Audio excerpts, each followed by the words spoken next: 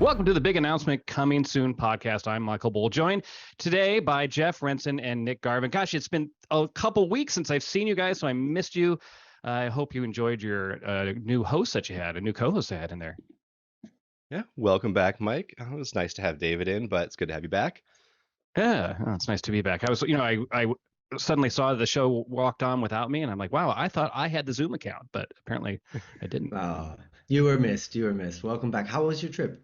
It was good. So we landed in Germany. We're doing a conference there. So we did that for about 4 or 5 days. So that was the working part. And then off to Israel. We have some friends who live in Tel Aviv, which, by the way, Tel Aviv has like an outstanding set of beaches, like Australia level quality, without Oh, maybe wow. some of the crowds or the sharks even.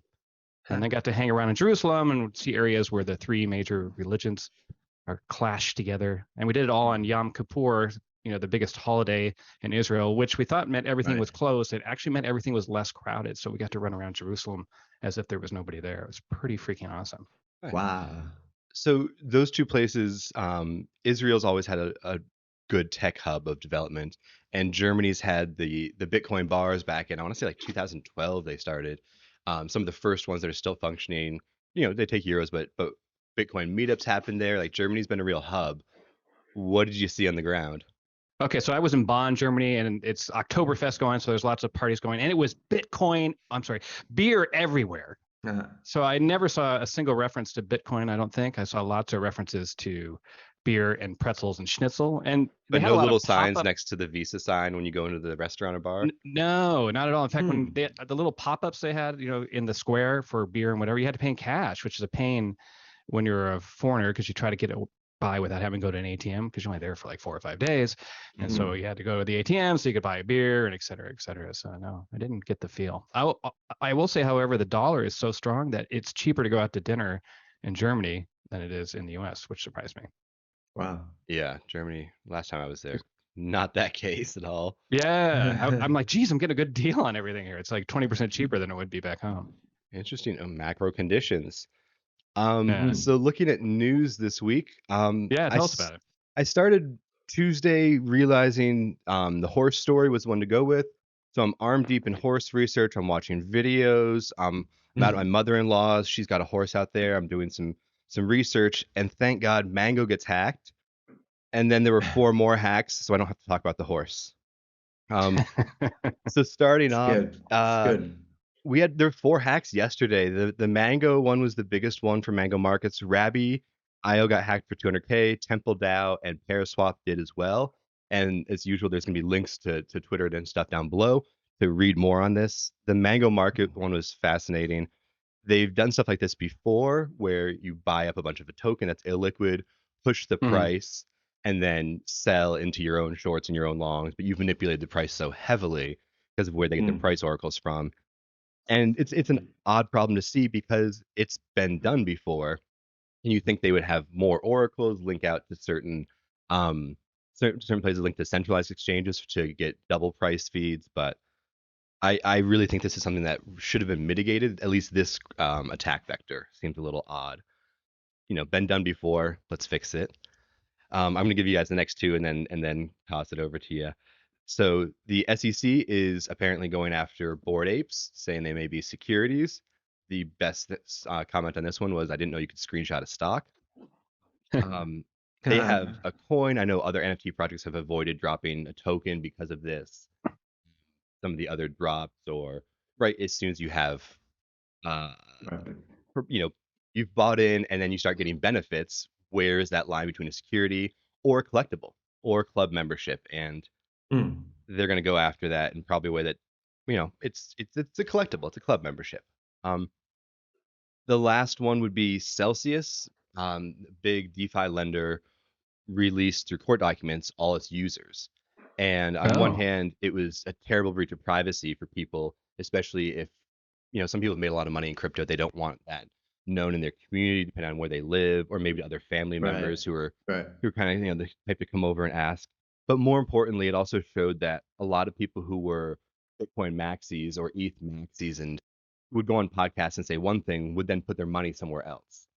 And in that, I just remembered, as we always do, it's about the money, right? Hmm. They say what they say to build an audience, and then they put their money into Celsius.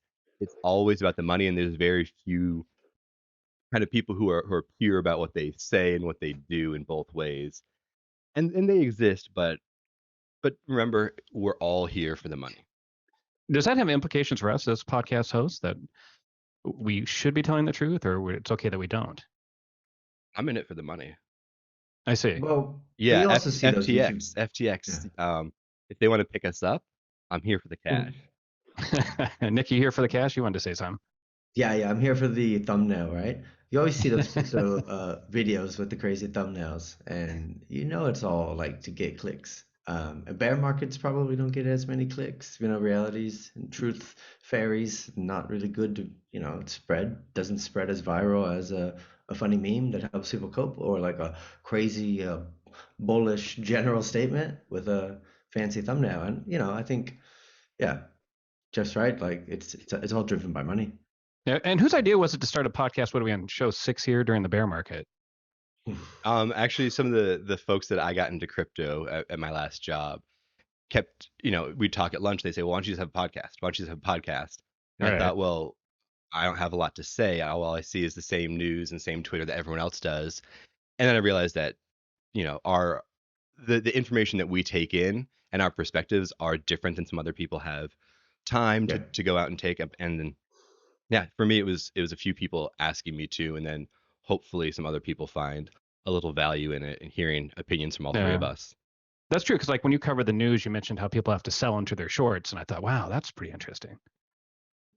Oh, for the Mm. mango hack, yeah, because they took interesting. Like They took long on I'd one hate side. to I'd hate to pushed sell in. into my shorts. That'd be terrible. Oh no, it forces us to shit into our shorts. Hey, whoa, now we got the explicit. Now we're back on the horse story. Yeah. All right, should we jump onto the articles? Yes, please. All right, I got my first one in the opinion. Bitcoin breaking up money and state.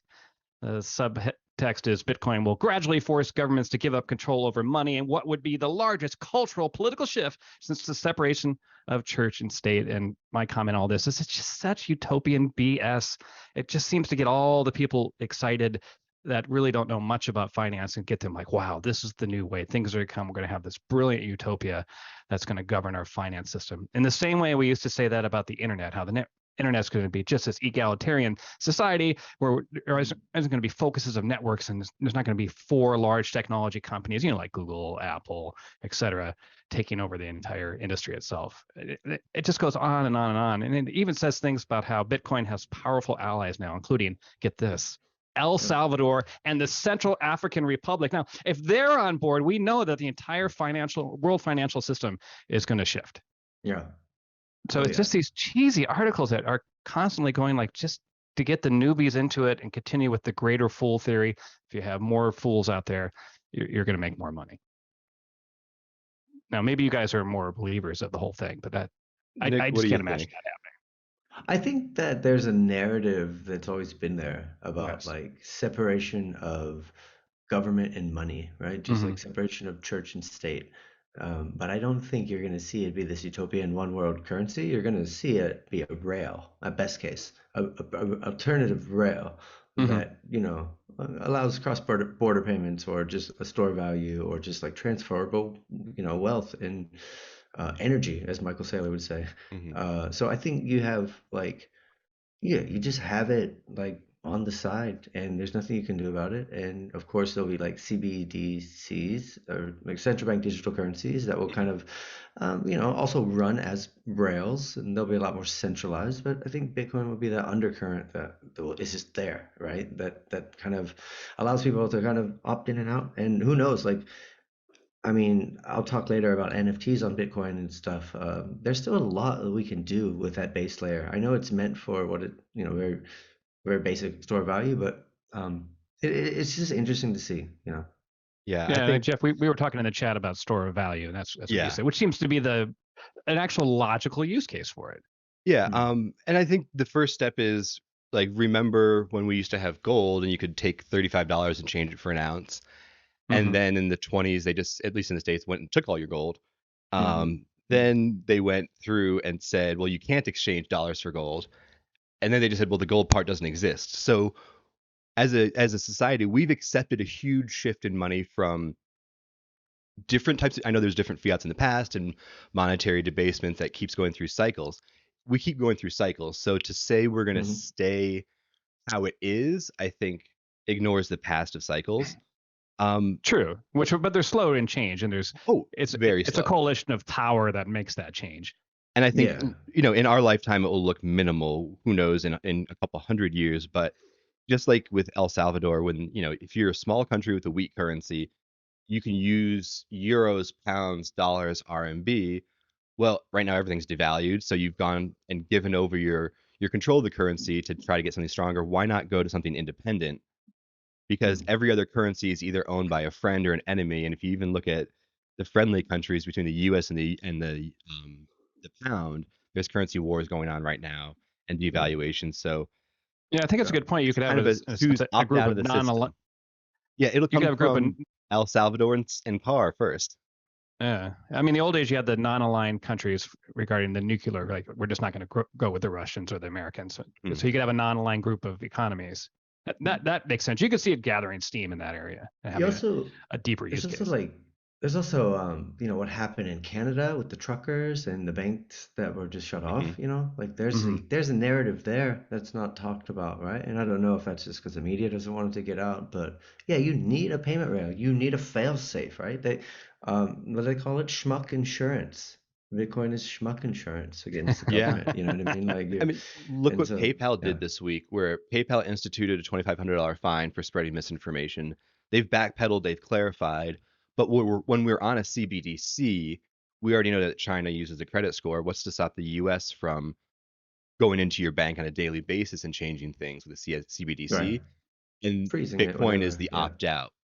We can decide yeah. better system, faster system, slower, the cap, whether that's egalitarian, it's an opt out of a broken dollar and fiat system, regardless of whether it works well or not. That's a different argument, I think.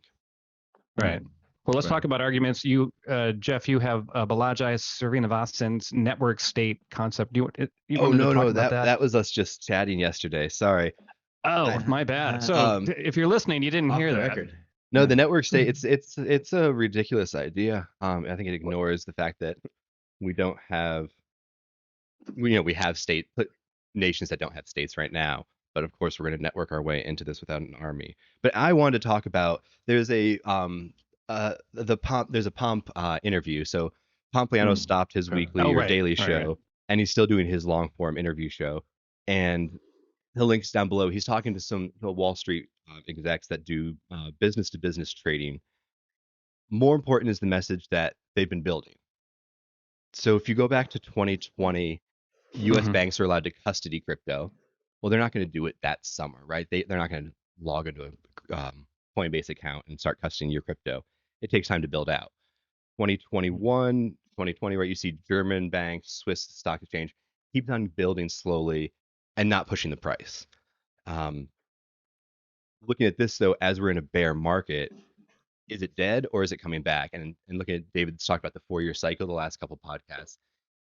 If you're not a day trader and you're going to invest, hearing the message that the banks are still building, financial institutions are still interested in Bitcoin, and none of that's stopping, just means the next wave comes. Whether you buy today at 20K, it goes down, it goes up in a year, in 2, in 3, or 4, we know the cycle comes back. And I Do was we? found for myself in 2018, all the Mhm. people listening to people doing all of the investing behind the scenes, I thought the price was coming back because they're not investing to not make money. And I have faith in the people investing that behind the scenes, these banks and financial institutions, that they know how to make money. And part of their game plan is now selling crypto to people. And if that's going to be the game plan, I'll ride the coattails as they start pushing the next market cycle. Yeah, that creates that legitimacy for people who think Bitcoin's interesting but are a little bit afraid of it. And then, people that say more in my age group that don't really are nervous about it. To see their Mhm. bank selling it, that adds a little bit of legitimacy. It's like, oh, I'm already in stocks. I guess I could try this Bitcoin thing a little bit. Right. Which then of course, we could all ride up. Is what you're saying. Yeah, and that the banks had the go ahead in 2020. They were building this out. It will be offered. So when Hmm. I look at technical analysis, my TA is the banks will be selling Bitcoin when you have your checkings and savings and you log in. You can just buy Bitcoin, like right now you can use Zelle and Venmo right in there. Right. That to me is more important than any kind of, Fibonacci regressions or Elliott wave.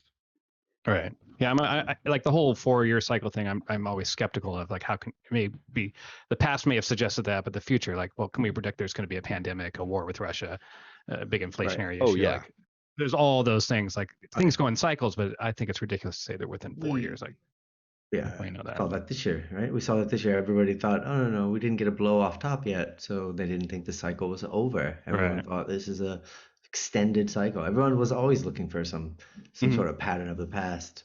Yeah. Well, that's good. I don't Bitcoin is going to take over the world and become the currency of choice. know. Hmm.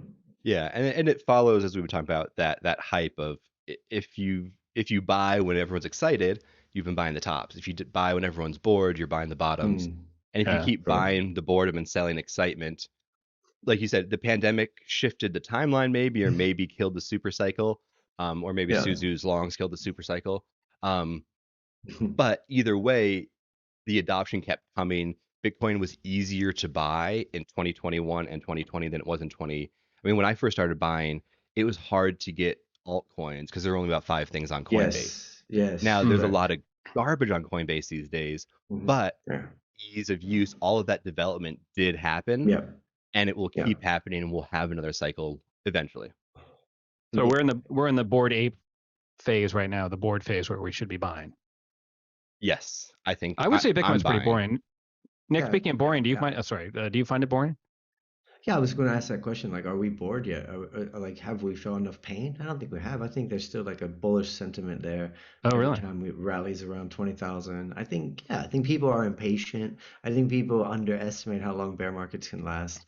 And I think that the Twitter, like the mainstream who kind of adopted it through Twitter and the memes and Elon Musk, they're around, but they have a TikTok attention span, right? So they're kind of liquidity's drying up and it's getting quiet out there. But I don't know if we're really bored yet. I wonder. Like, I think there's still more pain to come.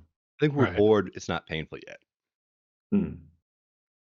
All right. Well, we'll have to talk in a year and see who's correct. So, speaking of board, or I should say NFTs, why don't you tell us what you're involved with there, Nick, at the University of Nicosia? Did I say that right? Is Yeah. that how you pronounce it? Nicosia. Nicosia. Oh, it's actually Yeah. pronounced like it's spelled. Okay. Yeah.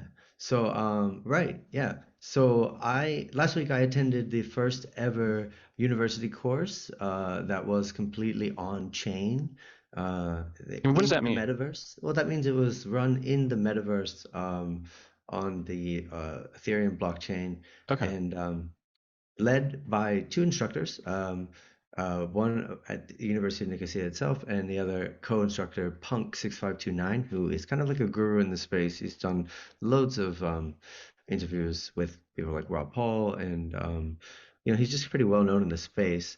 He's big in education. He's big in trying to onboard everyone. So he's great for the community, but he partnered with the University of Nicosia, and yeah, this is a really cool initiative.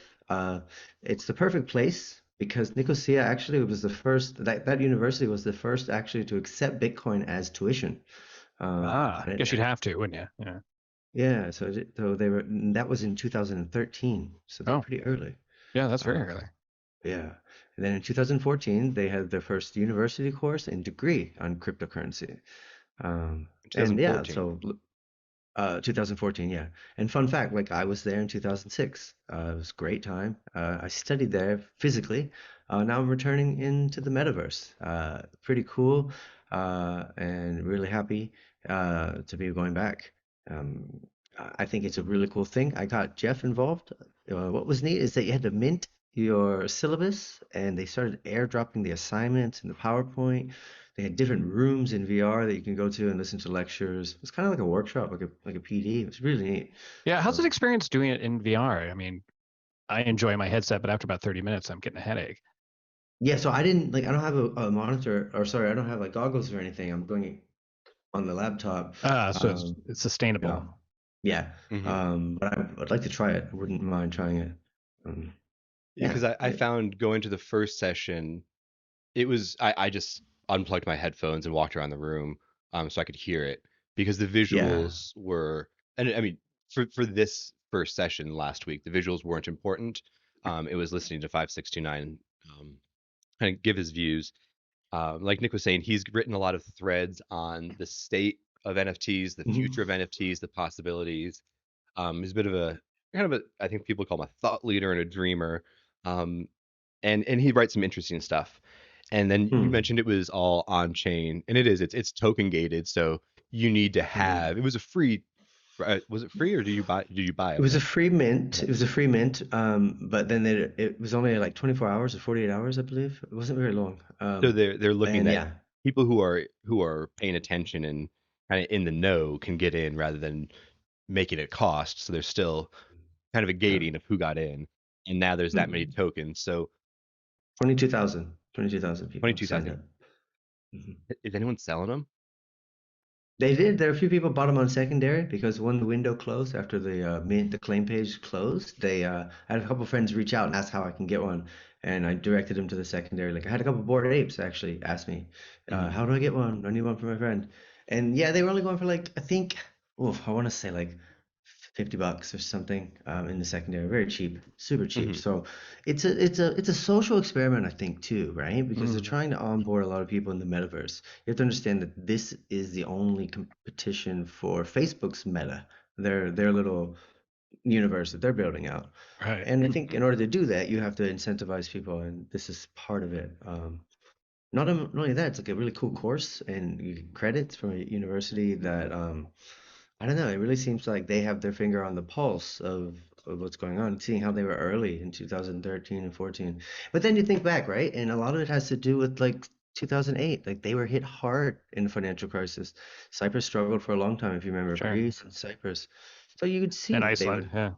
they would want to adopt, Bitcoin, or they would lean into something that allows them to opt out, Hmm. Well, Nick, let me ask you this. Like when I look at the people who are speakers, a lot of them, and this is a kind of a cultural question, a lot of them show their avatars rather than their people. Like there's this cultural shift in how we represent ourselves Yeah, in a virtual way instead of in a real way, right? physical way. Now, Yeah. I find it a little off-putting, but do you think am I just behind the curve here? I think yeah, I'm not no, I think it's an interesting observation, right? But like I definitely see that first it was flexing, right? It started out as flexing, like kind of like what if you have a watch, but it was digital flexing. So Uh-huh. it started out like or when you're in high school and you're wearing Gap or Abercrombie and Fitch clothes, you have that need to show it off. But Hmm. now I do think that there's I don't know, there's kind of like the tribalism, and there's the community aspect, and I think there's an identity where it's like an extension beyond your physical photo. Hmm. Um, yeah, I don't know, but also it's like, yeah, it is your avatar, I and like I it think a that's lot. something. Yeah, Well, Um, I you guess do. it takes away from everybody's look. You don't know culturally necessarily where they're from. Like I have no idea who Punk 6529 is, so I can't be racist about him, assuming he's a he. Hmm. yeah. Hmm. Right. Are you trying to be though? um, Yeah, I mean, I look through and you get an impression about who the speaker is by the way they look, rightly or wrongly. oh, for And so sure. when there's avatars up instead, it throws me. Gender, Hmm. also where people are from, accents, Yeah. I think Yeah. are a lot of things that people, especially we've all worked overseas in a lot of places. I didn't realize until coming back that things like people who speak English as a second or third or fourth language that have accents, and people who have Hmm. doubts about their intelligence. I'm like, no, no, no. His English isn't perfect or her English isn't perfect because But it's their yeah, fourth, it's and Hmm. number other four people though. judge Yeah. them. Well, Yeah. this means if you like cyberpunk or CryptoPunk, Yeah. then you are drawn to this. So you like that look. And I think it also means that if you know what a punk is, you want to follow this Yeah. person. And Identity, identity, it is community, identity, belonging. more so than Yeah. where you're Yeah. born and maybe what you're allowed to say where you're born. Who knows Hmm. where this person's living. Yeah, but like so anyways, I'd like to keep you guys updated throughout the Yeah. podcast, like moving forward. It is a 12-week course. It finishes in December 19th. Uh this week is actually happening soon tonight, and it's about copyright and provenance in NFT space. Then it's gonna be neat, like mapped out all together. I'm looking forward to it, and I'll share back with any takeaways and insights I get from it. Now, Nick, didn't you say they first did it in 2013? This sort of concept. So they did a blockchain course in 2013, Okay, so 2014. we're almost 2014. 10 years later. Are they Mm. still the innovators, the leaders on it? I mean, has it not really moved that much in the 10 years? Like, why aren't there a million people doing this? Or is there still so much? It's still such the beginning phases. Like, they were just way ahead of their time. I think they were a bit ahead of their time. I think it was like, it's kind of like when you read Outliers, right? Like there was just timing and they were just positioned well for it. And I think this is an interesting partnership. Should be celebrated more, right? Punk 6529 doesn't really give away things for free. Like he's got a collection of NFTs himself that he creates, and they go for a pretty high price. So to give away and also to be a lecturer for 12 weeks, co-lecturer with a lot of other people, right? Like Keith Grossman from Time Magazine. Yeah, Kevin Rose is the person I identify with. Yeah. Yeah. So Tyler Hobbs, it's pretty neat. So I don't know. I see this also like as a historical moment because they said last week it was the first time they've ever ran like a session like that, and then you just think of the possibilities, right? It's decentralizing education, so can now go into rooms wherever we want, teach each other whatever we want, meet up, community, build. Like to me, it's a beginning stages, and it demonstrated that in Ohm. There's Right. well, also to write on that, there's been universities adding blockchain courses, right? Sure. Gensler used to teach one, but universities have been. I think what's interesting is the jumping into the metaverse part. Other universities do the open curriculums. They'll throw the videos on YouTube for free. You can watch a lot of Stanford and MIT stuff, Harvard stuff. Yeah. But I think because it's coming from 6529, he went and approached the university, who's kind of like, what do you have to lose? Let's try something new. Yeah. Absolutely. And they might also benefit from his platform because 20 people, I think, was the count in Decentraland yesterday. And the day before it was like 7 daily users. Right. And Nick, you said there was 20,000 and 30,000 of these minted. And then 20,000. And then I don't know how the servers work, if they put people in different, but just watching last week, maybe 200 avatars. So they put them in 3 different rooms, right? I think they were allowed to have 600 per room. They had 3 different rooms happening, or 4 different rooms happening. So they were budgeted for up to 2,400 to show up, which is 100 times more than used Decentraland. So the draw of 6529, we went to see him. I think if somebody else had offered this as Stanford's going to be in Decentraland talking, I would say, I don't care about this random professor. I think they've got some good stuff on YouTube about computer science, but I'm not drawn to that. 6529 is part of the NFT group who's going to universities. He's not a university coming to us looking to say, well, and especially hearing some of the takes from people who came out of university side. Right. Just not good. Very academic, very out of touch with actual DeFi NFTs, the user experience. Absolutely. They're not users themselves. That's why. Right. But I think I'm excited. It's a very neat thing. It's not a normal MOOC. It's not one of those normal things. And we hardly hear about MOOCs anymore. So it's good to know they're still alive. Yeah, right. It's been revived, but at the end there's a fee. Like I did see that at the end it says for students who pass the exam and would like a certificate of completion from the university, there will be a fee of 0.25 ETH, so a quarter of an ETH. As you would if you attended the university normally online. You're treating it like a real course. You can get all that stuff for free. It's not worth anything. Yeah, but you're getting it all for free if you want. I mean, if you just want the education. Getting the paper you might want the certification. You might want credit. That's not a bad deal. Just college credits, Yeah, that's the whole idea of a MOOC, was that openness. Yeah. All right, well, we seem to be hitting towards the end of our time here. Should we do a prediction of where we're going to be on Bitcoin next week? I say it'll be flat still, somewhere between 19 and 20. Next week we're mid-October. Oh, we'll still be flat. Yeah. I think we keep crabbing across and down, but as usual, if you are here for financial advice, you're doing a lot of things wrong. That's right. You're just here for entertainment. Yes. That's correct. Nick, what do you think, Nick? Up, down? I think we're going to be sideways until November 2nd or November 1st, whenever they have the next, I don't know if it's a FOMAC meeting or if it's just a macro, like Fed meeting. I think the volatility will come around that. Yeah. It seems to all correlate anyways to the S&P 500. So we'll see. Yep. Don't fight the Fed. All right, gentlemen. It's been fun. We'll do this again next week. Great seeing you guys. Thanks, Mike. Yeah. Great seeing you.